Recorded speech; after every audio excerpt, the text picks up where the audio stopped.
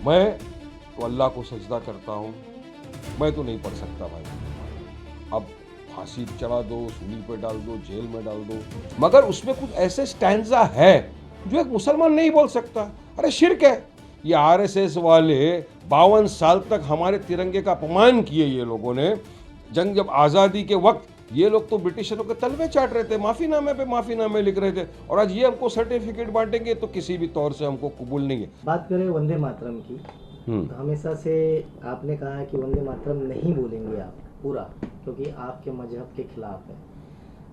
उज्जवल निकम जी ने आज बड़ा बयान देते हुए कहा कि वंदे मातरम का बहाना लेकर के कुछ पॉलिटिकल पार्टीज या कुछ नेता ऐसे हैं जो अपनी राजनीति चल रहे हैं।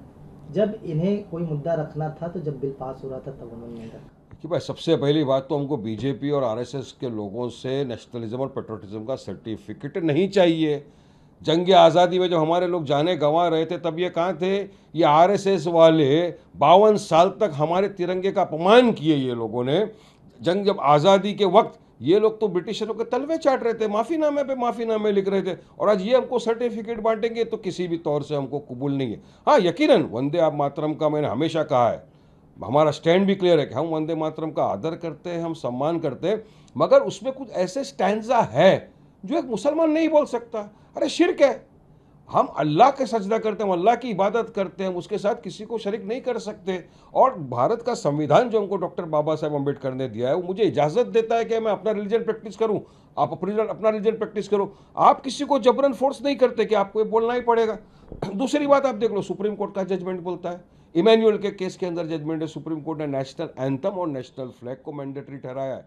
मार्च 2026 में भी सुप्रीम कोर्ट का अभी आया है आदेश, उसमें भी उन्होंने कहा है, आर्टिकल 51(1) का उल्लेख किया है संविधान के, नेशनल एंथम और नेशनल फ्लैग। नेशनल एंथम हमारा जन गण मन जब पढ़ा जाता है, हम छाती खोल के दिल से पढ़ते हैं, हम अपने आप को प्राउड भारतीय मुसलमान महसूस करते हो, खुले दिल से पढ़ते हैं, और तिरंगा तो हमारी आन बान शान है, हमारे दिल से लगा के रखते हैं। वहीं पर सुप्रीम कोर्ट ने कहा है कि ये नेशनल सॉन्ग है, इसको आप मैंडेटरी कंपलसरी नहीं कर सकते। मगर ये बीजेपी को क्या करना है? नफरत फैलाना है। अरे इतने बरस से सत्ता के अंदर आप बैठे थे ना, तब क्या किया? कुछ नहीं।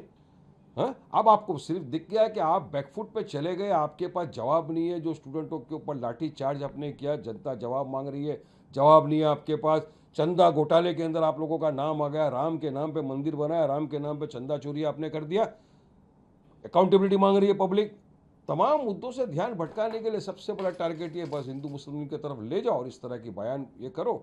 मैं समझता हूँ ये सरासर गलत है। देखो भाई, मैं तो अल्लाह को सजदा करता हूँ, मैं तो नहीं पढ़ सकता भाई वंदे मातरम। अब फांसी चढ़ा दो, सूली पे डाल दो, जेल में डाल दो, क्या कर सकते हो? दुनिया और आखिरत दोनों में अल्लाह को जवाब देना है ना, और मुझे संविधान इजाज़त देता है कि अपना रिलीजन प्रैक्टिस करूँ। आप कौन होते हैं मुझे फोर्स कर? वारिस जी, अभी देखा जा रहा है कि सभी की नज़रें दिल्ली पर हैं। जिस तरह से राहुल गांधी डीसीपी ऑफिस के बाहर धरने पे बैठ गए, बीजेपी का आरोप है कि राहुल गांधी सिर्फ मीडिया अट्रैक्शन, मीडिया पब्लिसिटी और एक गंदी राजनीति करते नजर आ रहे हैं। उन्हें विद्यार्थियों का कोई भी स्वार्थ नज़र नहीं आ रहा है। किसी भी विषय को लेकर के वो विद्यार्थियों के साथ खड़े नहीं होते। संसद में जब उनसे बोला जाता है कि आप अपनी बात रखो तो नहीं रखते हैं, और हमेशा सड़कों पर इस तरह उतर करके हंगामा कर रहे हैं। क्या पूछा? कि मेरा तो ये मानना है कि जो स्टूडेंट्स का ये प्रोटेस्ट है, जो जेनजी अपने हक इंसाफ की लड़ाई लड़ रहा है, संविधान के दायरे में रहकर अपनी बात रख रहा है, उसको पॉलिटिसाइज नहीं करना चाहिए। पहले तो देखिए, भारत का हमारा जेनजी बहुत समझदार है। आप हम तमाम ने देखा कि किस तरह से इन लोगों ने एक पार्टी को फॉर्म किया, उसके बाद में जंतर मंतर के ऊपर एक धरना प्रदर्शन किया और पीसफुली संविधान के दायरे में रहकर अपनी बात को रखा, और आखिरकार सरकार को उनकी बातों को मानना पड़ा। लेकिन वहीं आपने देखा ना, सरकार ने किस तरह से वायलेंस का इस्तेमाल किया, लाठी चार्ज कर दिया, पैलेट गन यूज़ कर दिया। वहाँ पर बिहार में देखा AK-47 यूज़ कर रहे।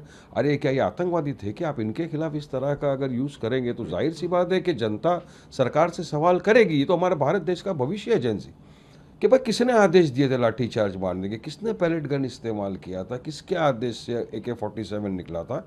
एक अगर पिस्तौल भी, रिवॉल्वर अगर पुलिस स्टेशन से निकलता है तो एंट्री होती है उस तमाम चीज़ों की, तो किसके आदेश पे? ये लोग तो जवाब देने के लिए तैयार नहीं है। तो पूरा विपक्ष ही इनसे जवाब मांग रहा था कि अमित शाह आइए सदन में जवाब दीजिए, वो नहीं कर रहे। तो अब स्टूडेंट को जो भी चोट आई है, जो भी लगा है, उसके लिए स्टूडेंट अकाउंटेबिलिटी चाहता है किसी कौन अकाउंटेबल है, कौन जिम्मेदार है, तो उसकी जवाबदारी फिक्स होना चाहिए, मगर इसमें पॉलिटिक्स नहीं होना चाहिए। देखो स्टूडेंट, और उन्होंने कहा कि हम तो जो पार्टी है कॉकरोच पार्टी, उन्होंने कहा हमारा पॉलिटिकल कोई ये है ही नहीं, हम तो स्टूडेंट के लिए जो चीज़ें हैं उसकी हक की इंसाफ की बात कर रहे हैं। और मैं अपनी जानिब से बताऊं कि हम स्टूडेंट की इस संवैधानिक तौर से जो लड़ाई लड़ रहे हैं, ये जेनजी हमारा, उनके साथ कंधे से कंधा मिलाकर खड़े थे, खड़े हैं, खड़े रहेंगे। वायलेंस नहीं होना चाहिए, और सरकार किसके बोलने से गन चली, लाठी चली, उसका पूरा अकाउंटेबिलिटी फिक्स करे और जवाब दे।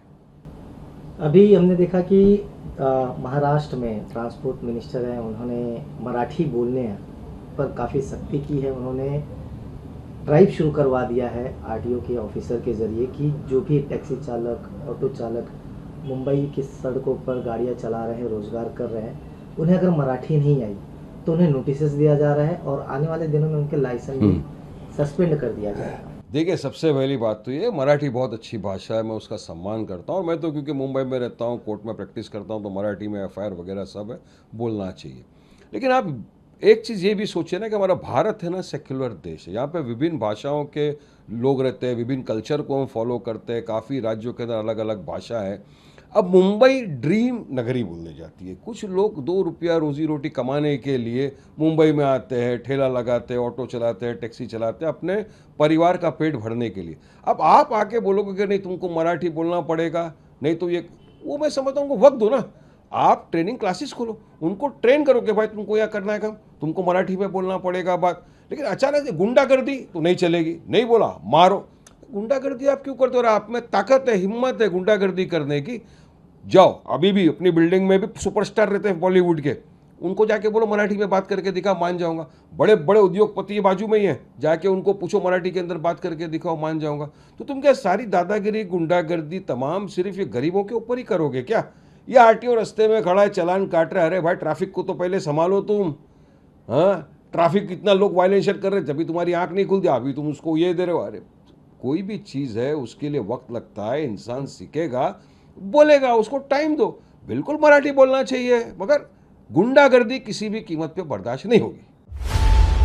खबरों की रणभूमि में यहां शोर नहीं, सोच लड़ती है। जहां शब्द नहीं, फैक्ट्स वार करते हैं, और हर सवाल खोलता है सच की नई परत।